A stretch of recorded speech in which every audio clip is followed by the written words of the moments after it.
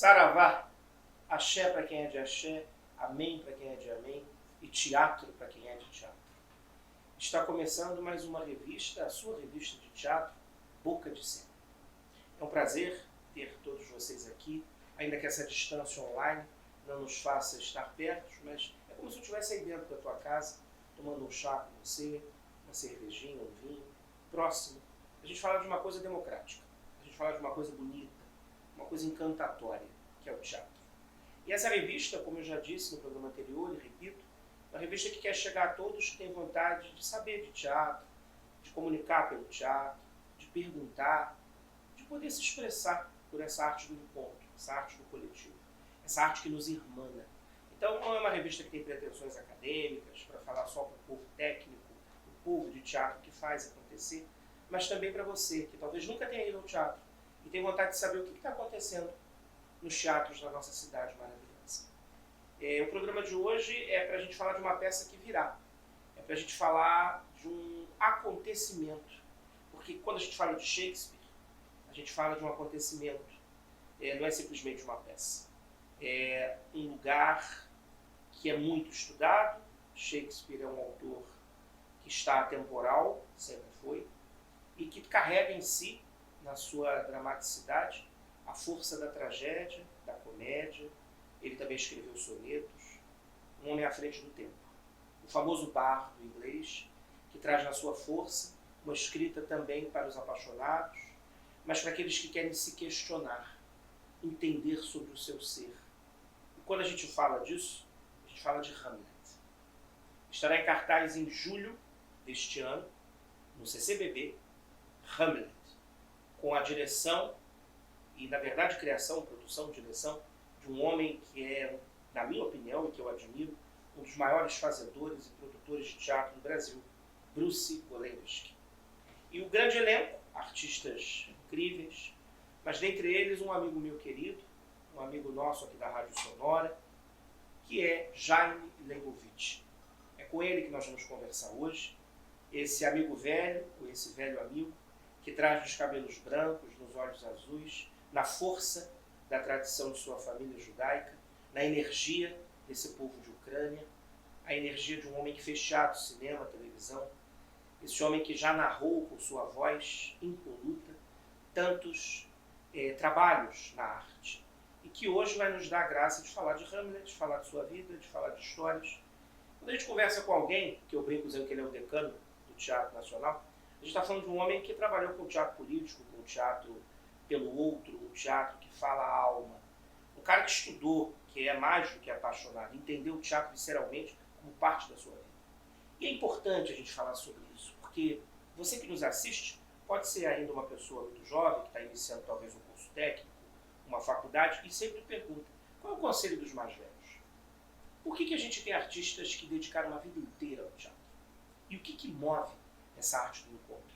Essa arte que é um vírus tão bom, né, que quando está na gente, faz com que o teatro nunca mais saia.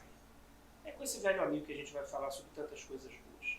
Mas antes eu peço que você, por favor, não desista de nós, se inscrevendo no canal, curtindo, acessando o sininho, para fazer com que sempre estejamos aqui, na tua vida e de tantos, levando a nossa revista Boca de Cena, Teatro para Todos. Jaime, é um prazer estar com você, meu amigo querido. Fala linda, cara.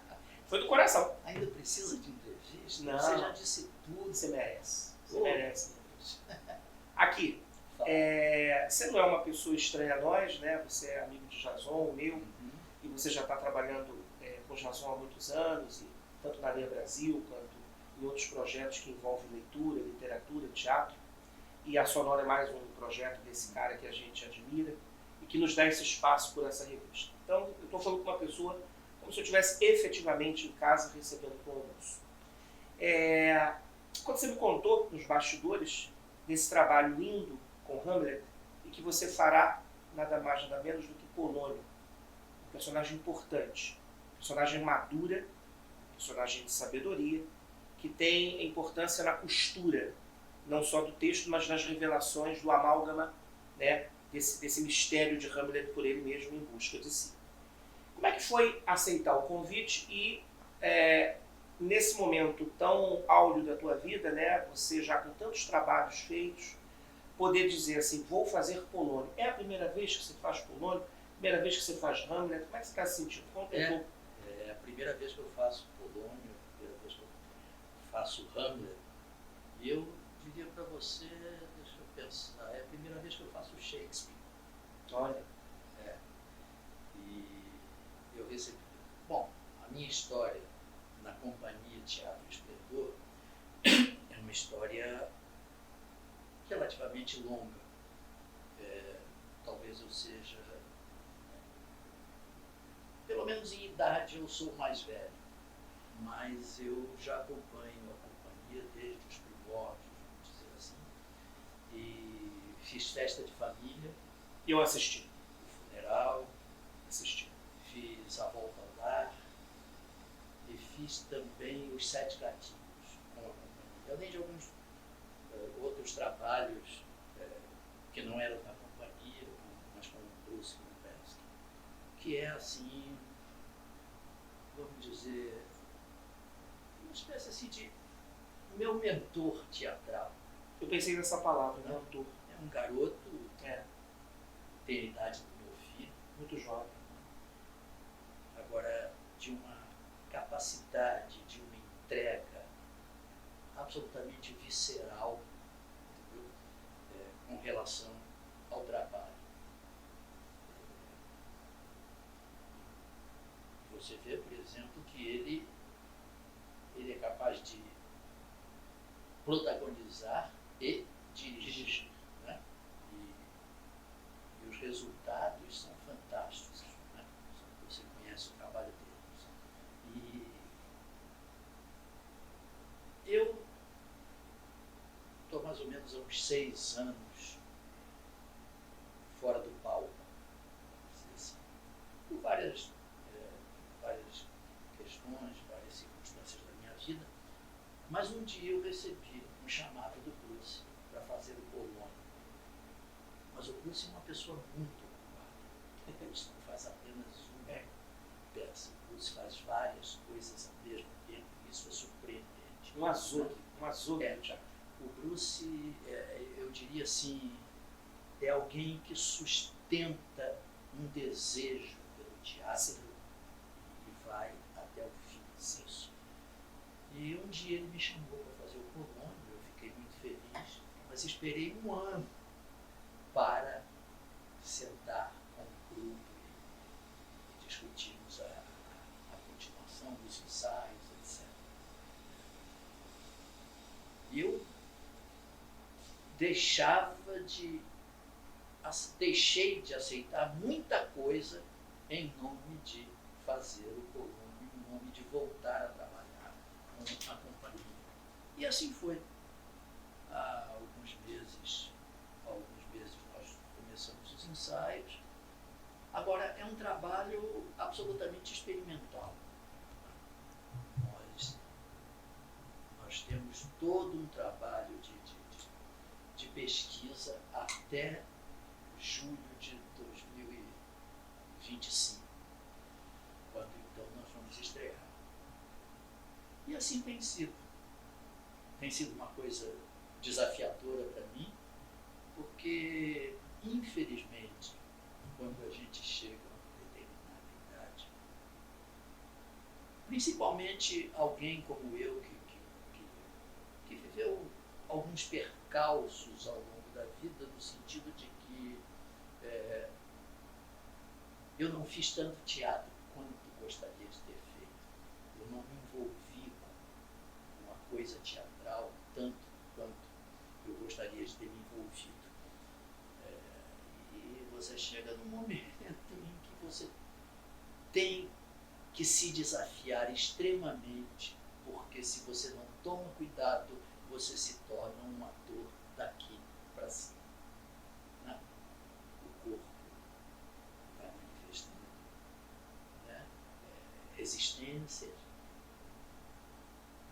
E é assim.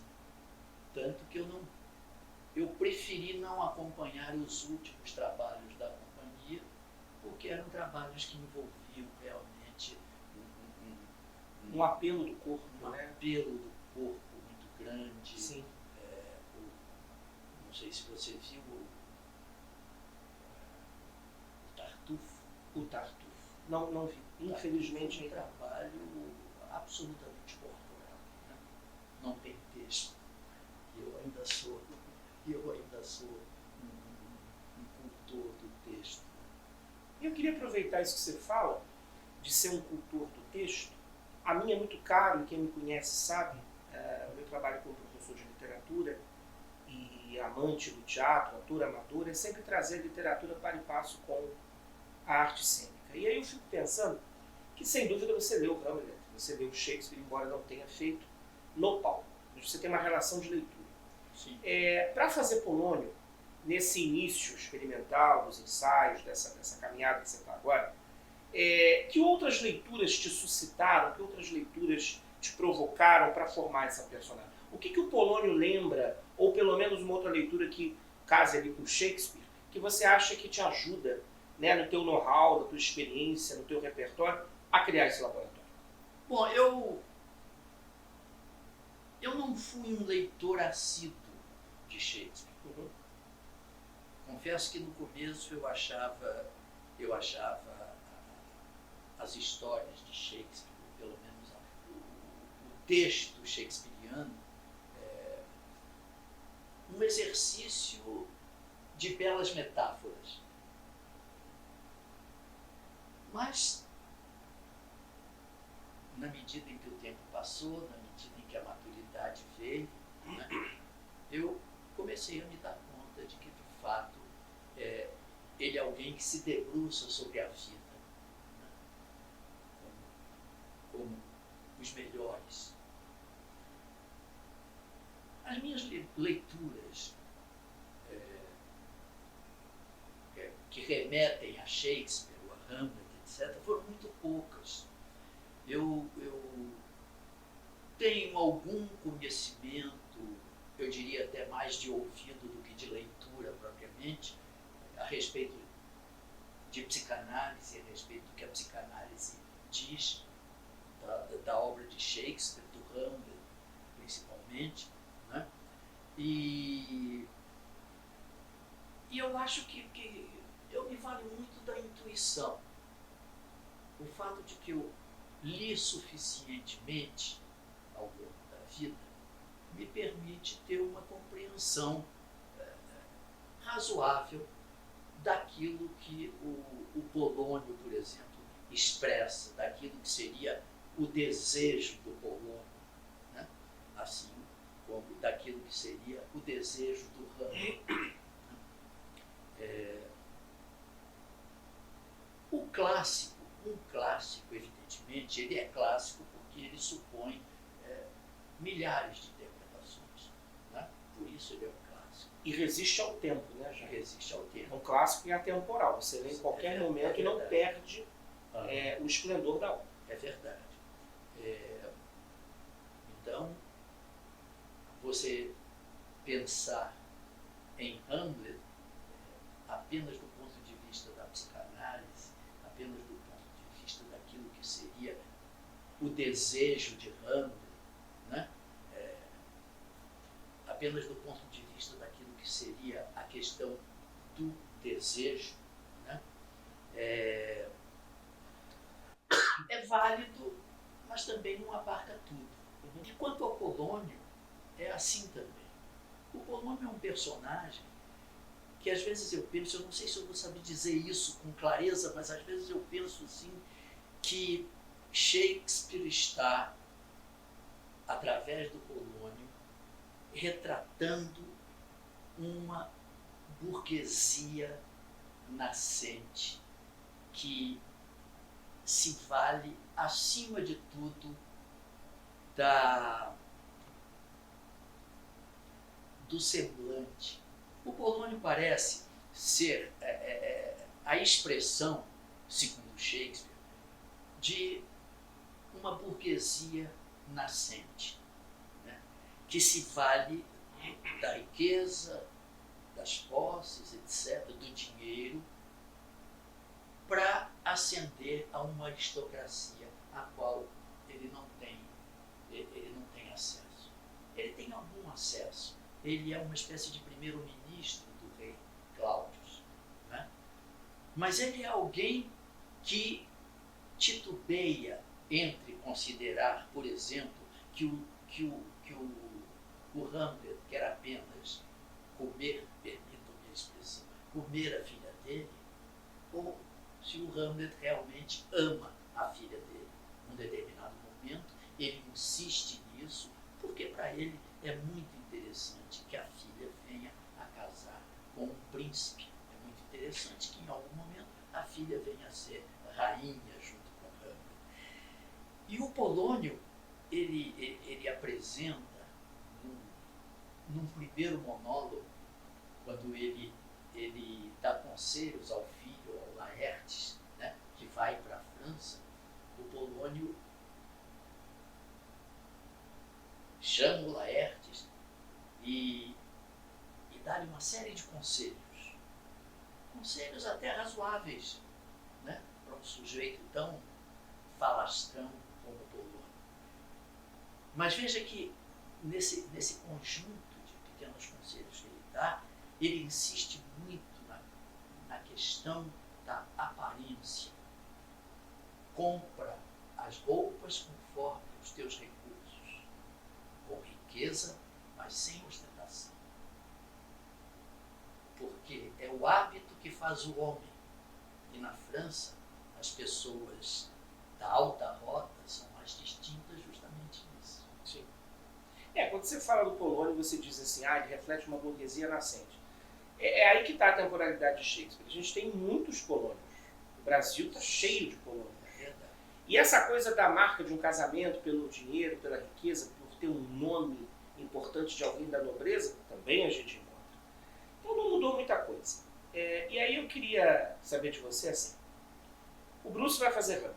Pelo que você já viu no ensaio, ele está mudando muita coisa do clássico, ele pegou uma estética bastante mais assim, visceral, bruta de um Hamlet.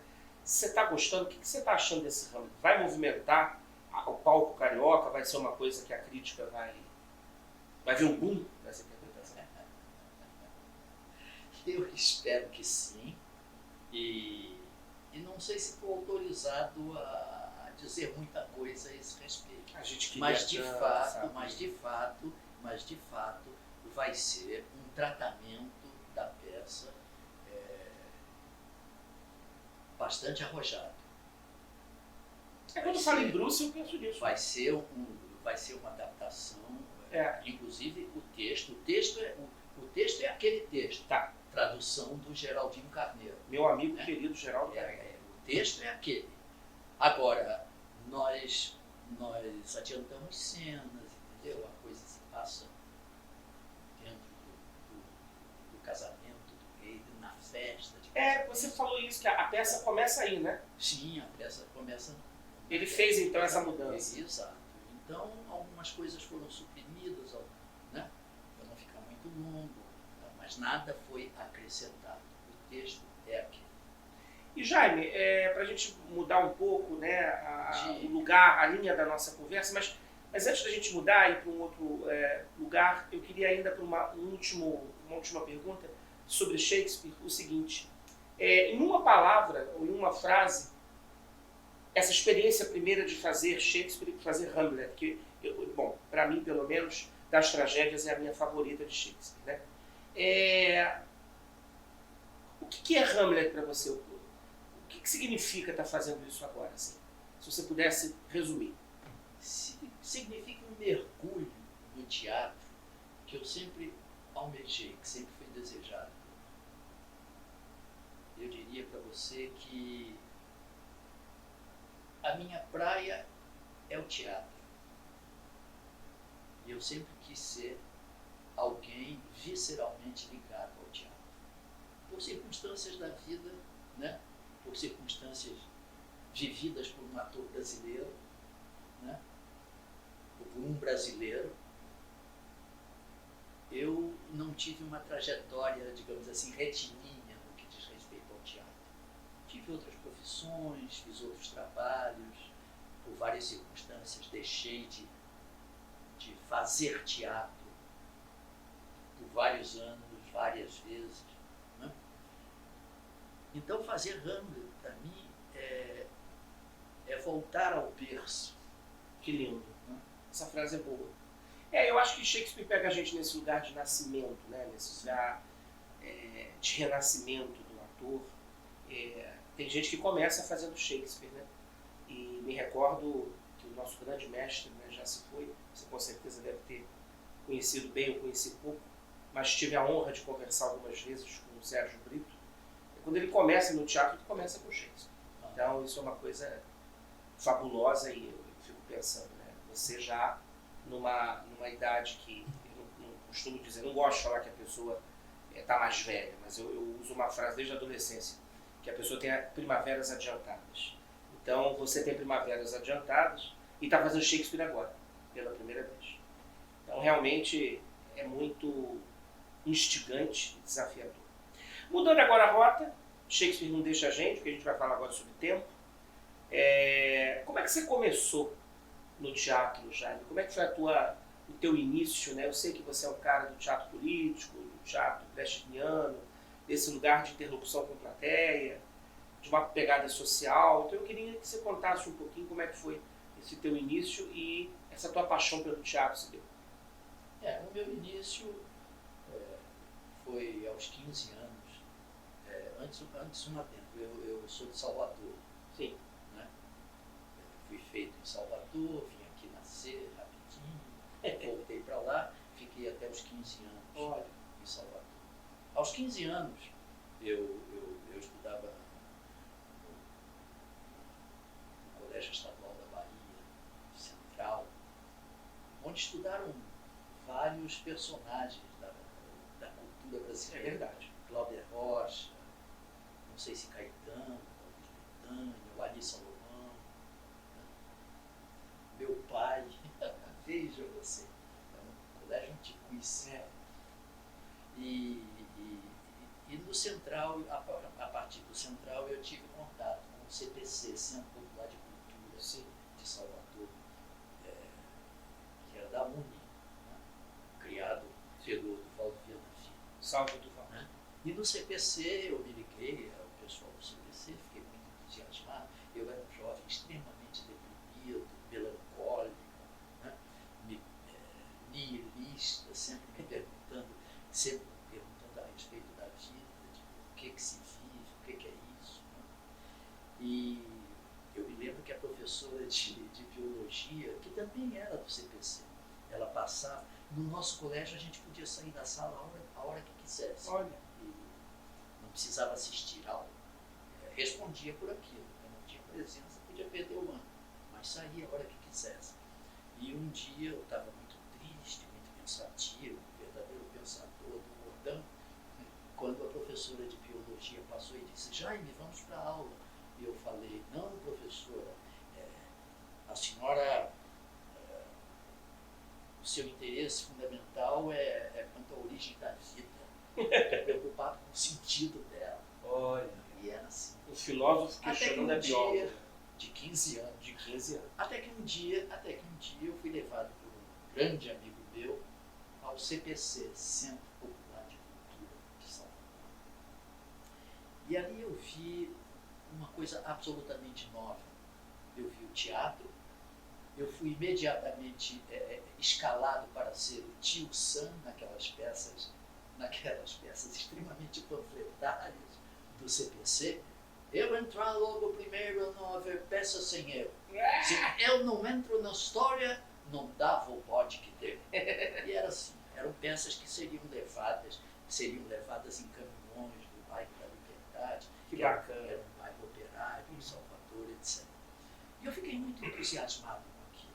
Fiquei muito entusiasmado porque eu sempre quis fazer teatro, sempre gostei de teatro, sempre quis fazer. Passei a fazer. E também porque o CPC, né, passou a dar um sentido não apenas para a minha existência, como para o porquê e o para que eu fazia teatro. Né? Era aquela história de mudar o mundo, mudar a realidade. aquilo me salvou. Me salvou de tal maneira que, por muitos anos, 50 e tantos anos, eu tinha uma nostalgia muito grande, assim, uma saudade daquele tempo. Porque foi o único momento em toda a minha vida, né? Porque também não sou ingênuo, em que eu tive uma crença absoluta, né? Em alguma coisa. Inclusive uma crença absoluta em coisas que hoje em dia me deixam até aterrorizado, né? Politicamente. Sim. Mas o fato é que eu comecei ali. E a partir dali eu comecei a estudar, a ler muito. Logo depois, infelizmente, eu vim para o Rio com a família, né? Mas o desejo de fazer teatro, o desejo de voltar àquilo que eu vivi no CPC, no Centro Popular de Cultura de Salvador, o desejo de rever os amigos que eu fiz ali, né? E aconteceu isso uma vez, 54 anos depois, quando eu encontrei o Tom Zé. Tom Zé fabuloso, que fazia aquelas músicas, Sim. com Capinã. Sim. Né? Centro Popular, que vem se apresentar. Olha. E pedir licença, licença para falar. Centro de Cultura, com toda atenção, faz uma mesura à população. Centro Popular, traz bumba meu boi, dança brasileira com nova feição. E Bravo. era assim, de repente entrava o tio Sam. Atenção, atenção, com sua licença, eu lhe trago a saudação, ou amigos que estão esperando. Cheguei, venho ver o boi, e assim vai. Você traz isso, né? Eu fico pensando, Jaime, a oportunidade que as pessoas têm quando são convidadas a trabalhar no teatro social. Essa tua fala, esse modo que o CPC se porta, me vem aqui à mente personagens como Augusto Boal, com o Teatro do Oprimido, o Amir Haddad com o Tá na Rua. Eu fico pensando nesses lugares que o teatro vai ao povo e que não tem nenhuma pretensão de teatro, como a gente falava de Shakespeare, né? Um lugar elisabetano, com um palco que tem total proteção da quarta parede, não há nenhum diálogo com o público. E é um teatro totalmente contrário a esse social que você fala, onde é uma conversa. É chegar na praça, é chegar na porta da casa da Dona Maria e ela oferecer até um café para a personagem, porque ela olha aquele teatro que está sendo feito e pensa assim, como se fosse um vizinho conversando comigo. E esse lugar gostoso, confortável, mas também doloroso, que o teatro social coloca, né, de trazer o povo mais a miúde nessa interlocução, o que mais te marcou na tua carreira? Qual foi o papel ou o texto que você tem muita saudade e que você acha que ajudou muito a fazer esse ator que você é? Olha, eu acho que a informação que você tem a respeito da minha trajetória de teatro político, etc., é uma informação um tanto exagerada, vamos dizer assim. Eu busquei fazer isso, mas amadoristicamente. Tudo bem. Bem amadoristicamente. Eu era muito novo. Quando eu vim para cá, eu me juntei a um grupo também, a um grupo chamado, eu acho que era Grupo dos Nove. Um grupo dirigido por um grande amigo que morreu já, Jacques Londres. Ele se chamava Jacques Londres, veja, ele tinha um nome de escritor. E nós fazíamos pequenos textos políticos, né? Um deles, por exemplo, Anne e Dan, eu me lembro, escrito por ele, eram textos que falavam do levante, do gueto de Varsóvia, etc. Era um grupo ligado a uma comunidade judaica, a Associação Sholem Aleichem, que existe até hoje, né? Sim. Onde muitos grupos ensaiam, Sim. etc. E nós tínhamos uma intenção absolutamente política, vamos dizer assim. Quando eu entrei na faculdade de psicologia, a primeira coisa que eu quis fazer era um grupo de teatro. E eu queria montar não era o Pagador de Promessas, era a peça do... já esqueci. Daqui a pouco eu lembro. Quando eu deixar de me preocupar com isso, eu vou lembrar tranquilo. Sem problema. Né? Dias Gomes. Dias Gomes. Já comecei a lembrar. Esse texto teatral que inspirou Roque Santeiro não se chamava assim. Sim. Né? Mas eu vou lembrar, Tá. eu vou lembrar. Em algum momento eu vou lembrar. E essa peça do Dias Gomes foi imediatamente proibida. E o meu sonho na faculdade seria levar a cena, fazer isso. Mas não aconteceu nada disso. E eu sempre acreditei nisso. Eu sempre acreditei, né, na importância do teatro político. E me lembro quando um dia fui ver Liberdade, Liberdade e li o programa da peça e o Flávio Rangel citava o Sartre, que dizia que sempre, numa tradução livre, sempre quis fazer um teatro político, sempre julgou que a sua pena, né, a sua escrita, transformaria o mundo. De repente, ele se dá conta de que isso não vai acontecer. Mas ele continua escrevendo. Eu acho que a gente, no final das contas, né, passa a vida assim. Eu diria que hoje eu não tenho a pretensão de transformar as coisas, transformar o mundo, transformar as pessoas, etc. Mas continuamos fazendo, porque é o que nos resta fazer. Jaime, e um outro caminho que a gente pega agora, aproveitando que você falou do teu início, há na tua carreira também um trabalho glorioso e muito a serviço do povo, né? Que pela Leia Brasil, nós sabemos um dos maiores projetos de leitura, literatura, arte e cultura como um todo, que foi pelo Brasil inteiro, havia as caravanas, né? E essas caravanas de cultura, essas caravanas de leitura, levaram o teatro para as escolas. Foi a razão primeira, né, a gênese da Leia Brasil. A importância da leitura por meio do teatro para crianças, nas escolas. Conta um pouco dessa experiência e o que te marcou. Como é que foi para você estar na praça pública, na escola, em cidades do interior, enfim, na metrópole? O que você conta pra gente? Eu não diria nem que me marcou. Eu sou marcado por isso. Né? Sou marcado até hoje pela experiência da Caravana Petrobras da Cultura e pela experiência com o Leia Brasil. A Caravana Petrobras da Cultura era um ônibus cheio de artistas de teatro, circo, músicos, etc., seguido de uma carreta carregada de instrumentos, etc., de aparelhos, que constituía também a própria carreta um palco, e nós viajávamos o Brasil quase inteiro. Eu fui pelo menos até Salvador.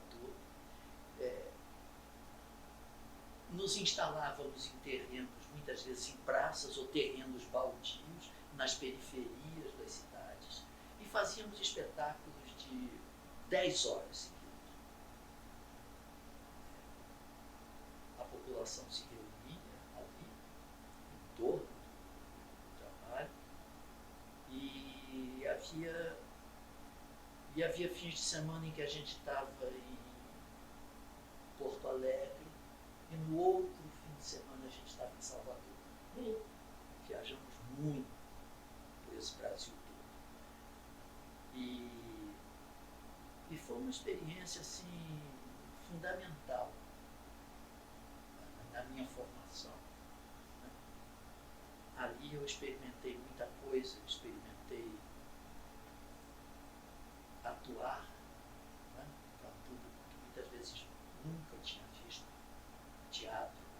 Eu experimentei escrever, experimentei compor. Sabe aquela história de escrever nas coxas? Uhum. Né? Tem um intervalozinho, a gente escreve e de repente está cantando para uma população imensa aquilo que se fez na hora, aquilo que se improvisou. Era um espetáculo, um trabalho muito bonito mesmo. E eu tive, eu tive experiências lindas com isso. Né? Eu me lembro de, na época eu apresentava o Globo Ciência. Eu me recordo, eu vi você apresentando o Globo Ciência. Você é velhinho. Não. E eu apresentava o Globo Ciência, e o Globo Ciência aparecia muito cedo, principalmente no interior, né? 6 horas da manhã já estavam apresentando o Globo Ciência. E uma vez eu estava num desses espetáculos, acho que em Santos, e um senhor me reconheceu, Olha, né, como apresentador do Globo Ciência.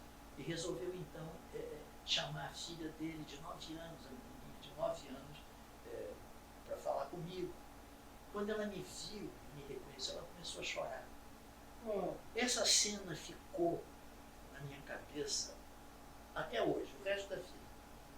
E eis que um dia, coisa de 2 anos, 3 anos, eu peguei o Instagram e li alguma coisa de alguém conversando com outra pessoa. E essa pessoa, essa moça, né, hoje advogada, contava essa história do dia em que ela conheceu aquele apresentador do Globo Ciência. E veja, aquela foi uma das passagens que realmente ficaram comigo. Resultado, eu consegui me comunicar com ela e até hoje somos amigos de Instagram, Facebook, etc. Muitas vezes conversamos. E ela está casada, tem um filho e é advogada. Então essas coisas são assim, não tem preço. Outra vez eu apresentava um programa que me ensinava a fazer chocolate na TV educativa, coisa assim. E um dia, terminado o espetáculo em Partido Alferes, eu fui abordado por uma moça que queria me agradecer, porque eu tinha ensinado a ela a fazer chocolate. E hoje, naquela época, ela era uma chocolateira em Partido Alferes, ela tinha uma lojinha, correu, foi à loja, me trouxe chocolates, etc.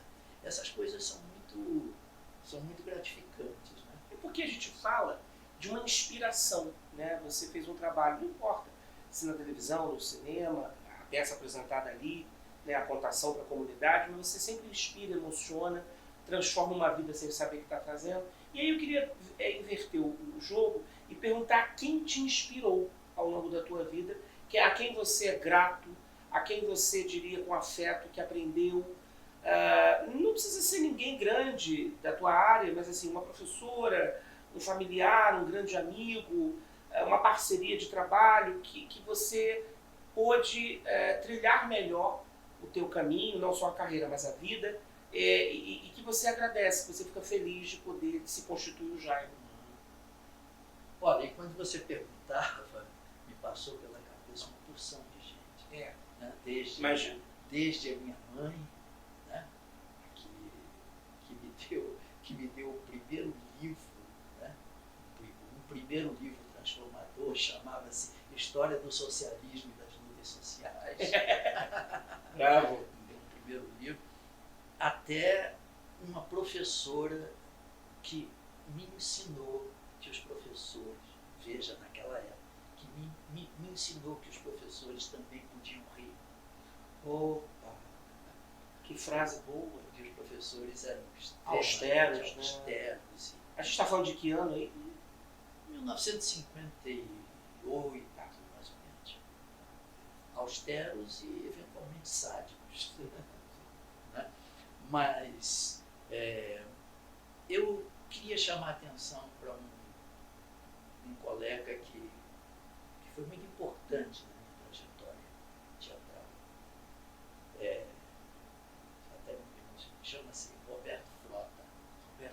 faleceu há poucos meses, e eu tive assim um contato muito intenso com o Roberto Frota, porque nós fizemos uma peça, O Diálogo dos Pênis, do Carlos Eduardo. Sim. Essa peça ficou 16 anos em cartaz. Ficou 16 anos em cartaz. E eu era stand-in do Marcos Weinberg. Eram dois atores num bar falando de mulher. Hoje em dia essa peça nunca mais poderia seria cancelada, né? Será Como a gente usa o termo. Totalmente. Cancelado na internet. Mas era uma peça muito engraçada.